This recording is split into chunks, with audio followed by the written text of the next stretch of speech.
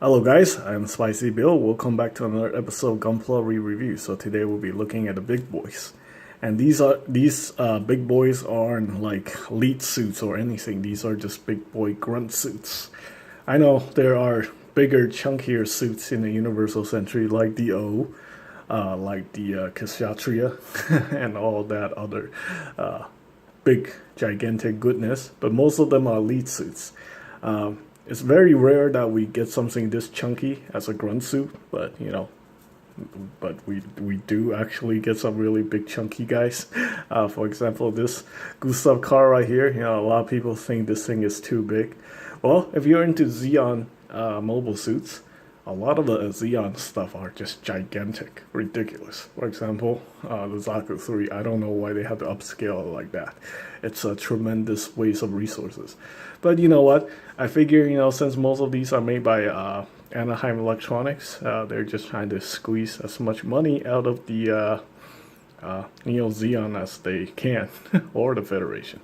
But fortunately, this mobile suit here is actually not made by Anaheim Electronics. It's made by the Federation. And I don't know why. I guess they just want to make like a big chunky suits to, so they can intimidate Xeon forces or something like that. Anyway, let me give you an example. This is how 1 Year War Zaku 2 looks like. So look at how much bigger they made the Zaku. So this is a Zaku 2, this is a Zaku 3. This thing is ridiculous. And right here we have the Dryson. Basically they upscaled the Dom 2 into this ridiculously big size. Now if you're looking at the picture, the Dryson is actually, I think the Dryson is actually bigger than the Gustav Karl. Well, actually no, the Gustav Karl is a tad higher because I guess the head is just, chunkier. But overall, these guys are still very chunky dudes. Take a look at the Gustav Karl compared to a gun cannon from the 1 Year War. You can see the major upscaling.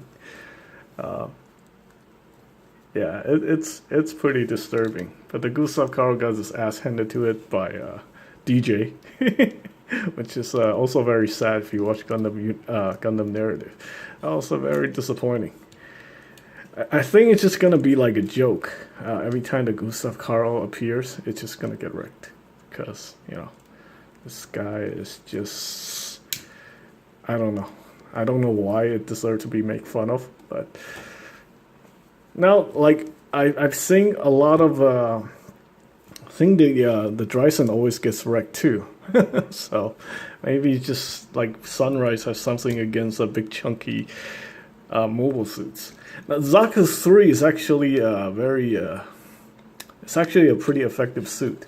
I know it eventually got destroyed by a whole bunch of Doven Wolves in Double Zeta. It got ambushed and betrayed by their own Axis forces. But it was pretty sad how what happened to Mashmir in the Zaku 3. But yeah, this guy is a pretty sizable kit.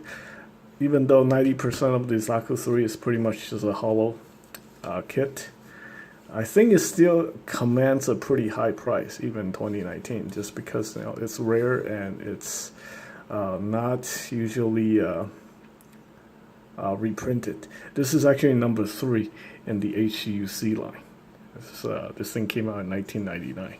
So yeah, it's a pretty much just a completely hollow kit. But due to its rarity, it still commands a price around over $25 US to $30, which is about the same price as the Gustav Karl. Articulation is non-existent, so don't expect too much you can do with the Zaku 3. I talk about the Zaku 3 in one of my re-reviews, so I think I'm just make it brief. It's a big boy. Let's compare this big boy to this other big boy. So the Gustav Karl apparently is a little bit bigger if if you're just looking from head to toe. It's taller. So this guy is the big brother of these guys. So next we're looking at the Dryson right here. This thing is actually highly underrated. Now there are some parts that you do have to paint in order to be box art accurate. But yeah, this thing is super solid.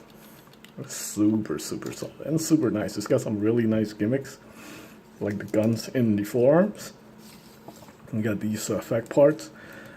These things are supposed, it comes with like 3-prong, I guess kind of like a shuriken kind of thing that you can fire out at the enemy. So that's actually pretty cool. These are just, these are just placeholders for those. I couldn't find those parts. It's sitting in my storage somewhere. It's in one of the boxes that I keep for the parts. So yeah, when I find them, I'll do like a re-review of this guy with other DOMs. I'm planning another re-review with all the DOMs and stuff like that. This thing is actually pretty cool. Yeah, it's got some cool gimmick. Unfortunately, the mono eye is a sticker, so you can't really do anything with that. But for a big chunky suit, it's still pretty solid. It's got this nice bazooka. It's got some cool gimmicks. Yeah, let's see. Kick forward. Barely 90-degree bend on the knee. But still, it's pretty cool. Yeah, that's the Dryson. This is not the unicorn version. This is the double Zeta version.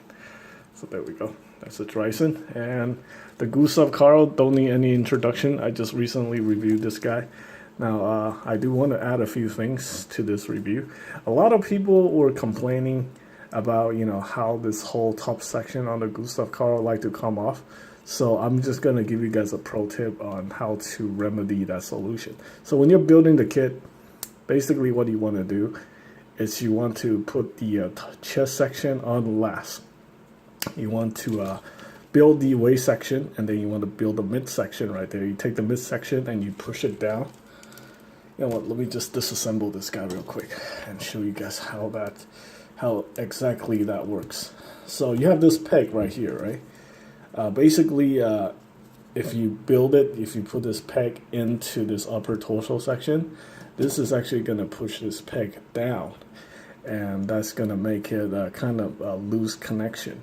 So when this thing is all the way down, it makes it very easy for this thing to pop off.